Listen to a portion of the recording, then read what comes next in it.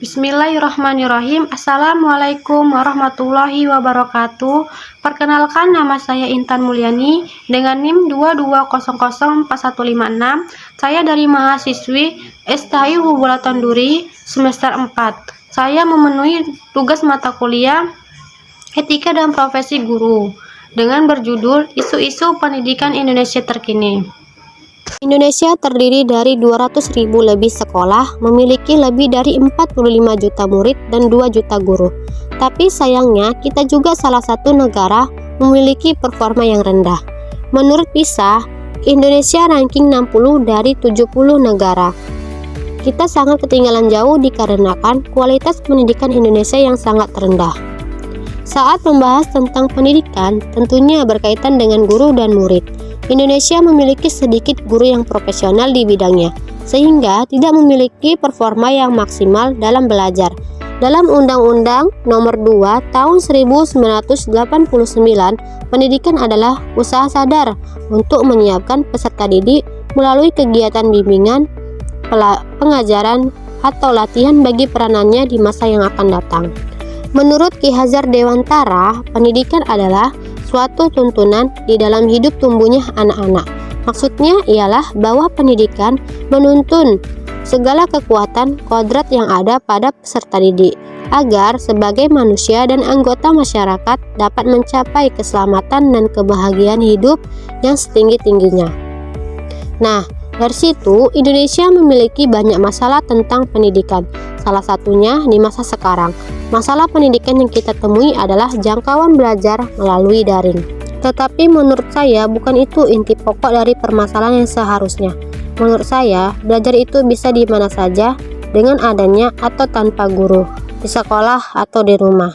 Kita masih tetap belajar karena esensi belajar bukan untuk dinilai oleh guru di sekolah. Kita belajar ya untuk mengetahui segala sesuatu hal. Dengan begitu, kita bisa memiliki wawasan yang luas.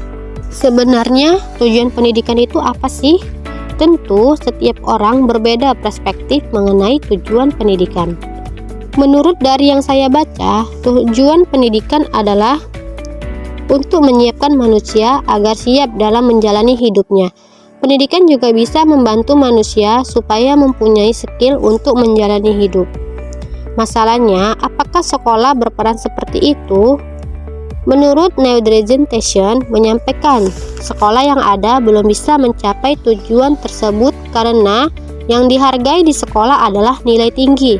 Sayangnya, nilai tinggi di sekolah tidak menjamin bahwa kita bakalan siap menjalani kehidupan ke depannya. Walaupun memang ada yang mengatakan nilai yang didapat di sekolah itu berkorelasi dengan kesuksesan kehidupan.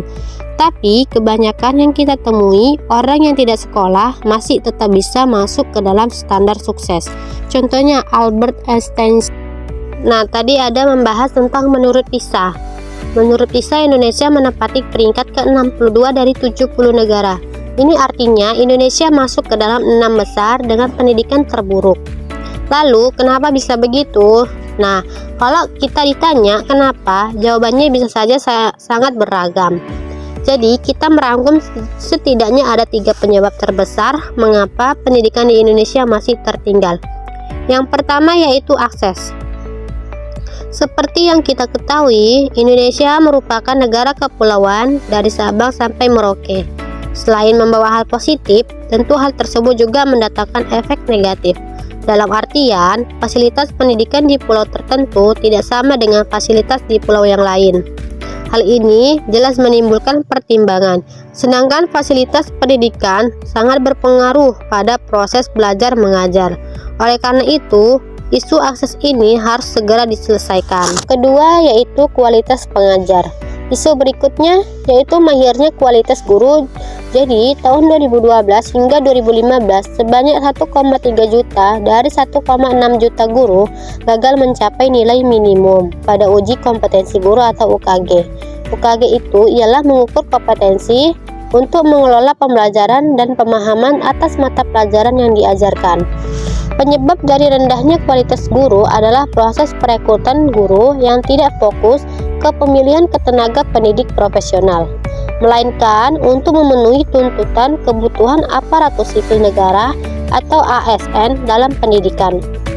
Panggilan jiwa dan passion adalah bakal yang sangat penting untuk menjadi pendidik. Namun, dalam sistem merekrut guru saat ini belum mampu mencari dengan baik mana tenaga pendidik yang memiliki passion dan mana guru yang hanya tertarik dengan jabatan pegawai pemerintah semata. Yang ketiga yaitu motivasi murid.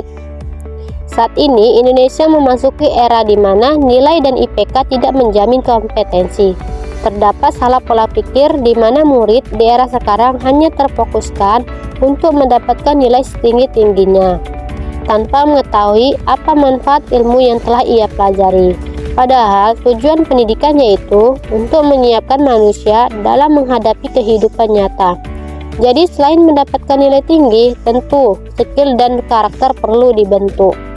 Nah, mengapa masalah ini bisa terjadi? Karena memang sistem pendidikan kita sangat memandang nilai dan IPK, sampai-sampai murid lupa dengan tujuan utama dalam pendidikan itu sendiri. Itulah 3 isu-isu pendidikan Indonesia terkini yang segera diatasi. Saya akhiri, wassalamualaikum warahmatullahi wabarakatuh.